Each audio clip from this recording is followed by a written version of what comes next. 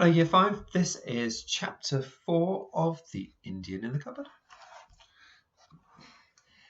This is the great outdoors.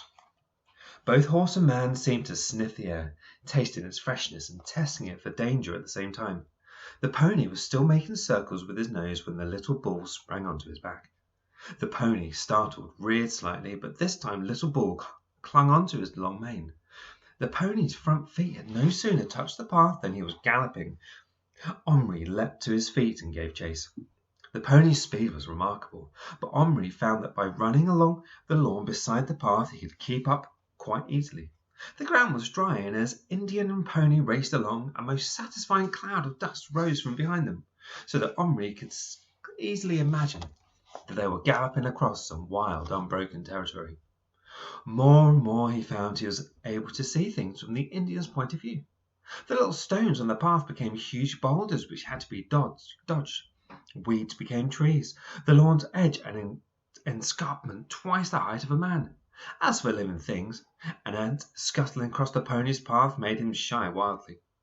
The shadow of a passing bird falling on him brought him to a dead stop, crouching and cowering as a full-sized pony might if some huge bird of prey swooped at him. Once again Omri marvelled at the courage of Little Bull, faced with all these terrors. But it was not the courage of recklessness. Little Bull clearly recognized his peril, and when he had his gallop, turned the pony's head and came trotting back to Omri, who crouched down to hear what he said.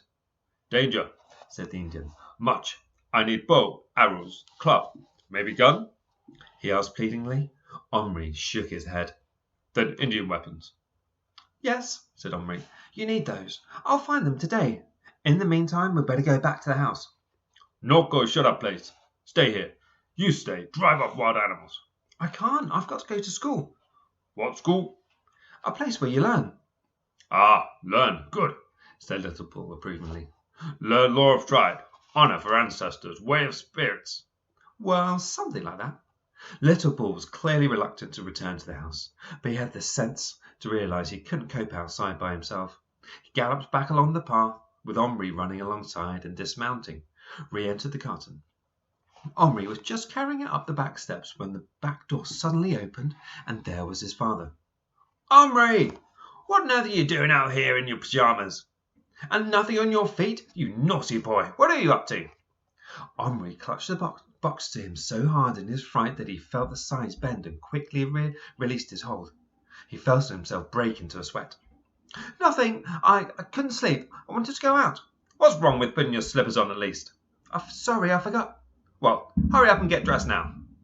Omri rushed upstairs and, panting, laid the box on the floor. He opened the flap.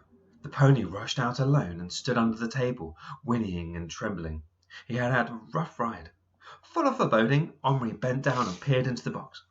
Little Bull was sitting in a corner of it, hugging his leg, which Omri saw to his horror was bleeding right through his buckskin leggings. "Box jump. Pony get fit. Kick Little Bull," said the Indian, who, though calm, was clearly in pain. "Oh, I'm sorry," cried Omri. "Can you come out? I'll see what I can do." Little Bull stood up and walked out of the box. He did not let himself limp. "Take off your leggings. Let me see the cut," said Omri. The Indian obeyed him and stood in his breechcloth. On his tiny leg was a wound from the pony's hoof, streaming blood onto the carpet. Omri didn't know what to do, but Little Bull did. "Water," he ordered. "Cloths." Omri, through his panic, forced himself to think clearly. He had water in a tooth mug by his bed, but that would not be clean enough to wash a wound. His mother had some Listerine in her medicine cupboard. When any of the boys had a cut, she would add a few drops to some warm water, and that was a disinfectant. Omri dashed to the bathroom, and with trembling hands did what he had seen his mother do. He took a small piece of cotton wool. What could be used as a bandage, he had no idea, but he hurried back with the water and poured some into the Action Man's mess tin. The Indian tore off a minute wisp of cotton wool and dipped it into the liquid and applied it to his leg. The Indian's eyes opened wide, though he did not wince. "This is no water. This fire." "It's better than water." "Now tie," said the Indian. "Hold in blood." Omri looked round desperately. A bandage small enough for a wound like that. Suddenly his eyes lighted on the biscuit tin. There, lying on top, was a First World War soldier with the red armband of a medical orderly.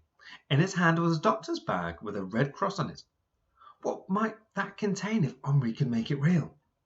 Not stopping to think too far ahead, he snatched the figure up and thrust it into the cupboard, shutting the door and turning the key. A moment later, a thin English voice from inside called, "Here, where am I? Come back, you blokes. Don't leave a chap alone in the dark." And that's the end of chapter 4.